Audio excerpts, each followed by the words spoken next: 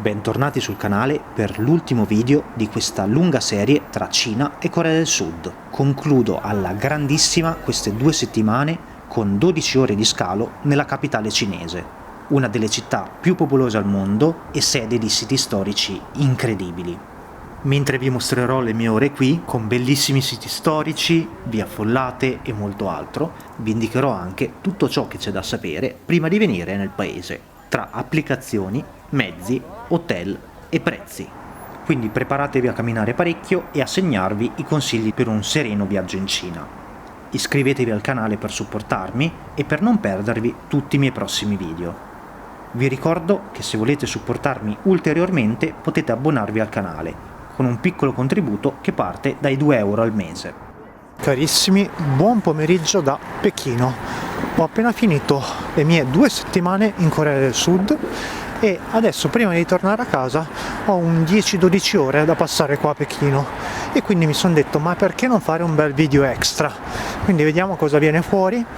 La prima cosa da tenere a mente è che ovviamente Pechino è una città enorme e che se avete 10-12 ore non saranno mai tutte piene da passare in città. È assolutamente necessario avere internet perché si paga tutto tramite applicazioni o WeChat o Alipay. Io uso Alipay e mi trovo molto bene, e poi in generale, essendo una città molto grande, va presa la metro, ci si mette un po' a arrivare in centro città e comunque sicuramente riuscirò a fare qualcosa di carino, però ecco, sicuramente non si riesce a fare tutto. Essendo già stato in Cina, sapevo già come muovermi, quindi mentre mi sposto tra alcune bellissime vie, qualche consiglio. Come detto, internet è fondamentale. Si può prendere una SIM locale, in questo caso dovrete scaricare una VPN per usare social e Google, oppure una eSIM che dovrebbe già includere una VPN. Poi le applicazioni WeChat e Alipay sono importantissime per tutte le spese. A queste applicazioni andranno poi collegate le vostre carte. Io ho collegato Revolut, che è una Visa, quindi nessun problema. La metro è molto comoda, ma se volete essere più liberi, anche i taxi sono decisamente economici. Per prenotarli io consiglio l'applicazione Didi China. E se prendete le metro tenete conto che in tutte le stazioni ci sono dei controlli, quindi arrivate a destinazione un po' prima. In generale i prezzi sono molto bassi, io ho mangiato con circa 6 euro e a Shanghai e Nanchino ho pagato circa 12 euro a notte.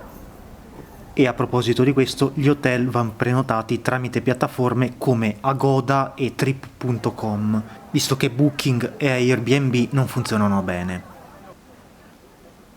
Altra cosa che non funziona bene è Google Maps, infatti non si possono simulare percorsi né a piedi né con i mezzi, per questo vi consiglio di scaricare Maps.me.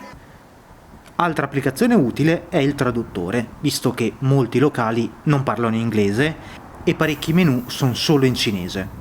Poi ovviamente dipende anche da quanto sono turistiche le aree che visiterete. Dopo queste affollatissime vie arrivo al perimetro della città proibita. Qui trovo uno spot bellissimo, infatti c'erano tantissimi fotografi.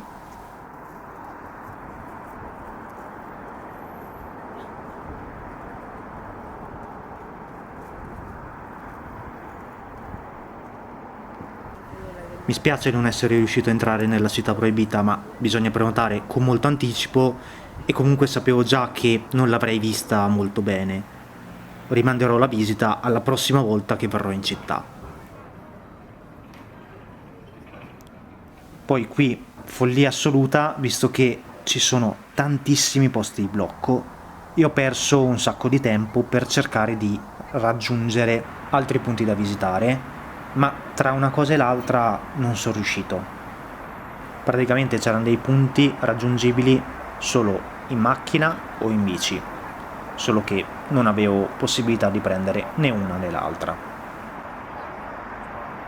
Comunque sono soddisfatto di queste ore qui, avevo già preventivato che non avrei visto nulla in maniera approfondita e che sarebbe stata una corsa, ma sicuramente tornerò in città.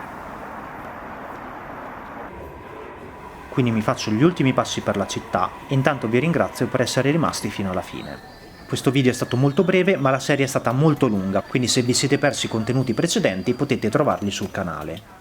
Noi ci vediamo prestissimo da un'altra parte di mondo.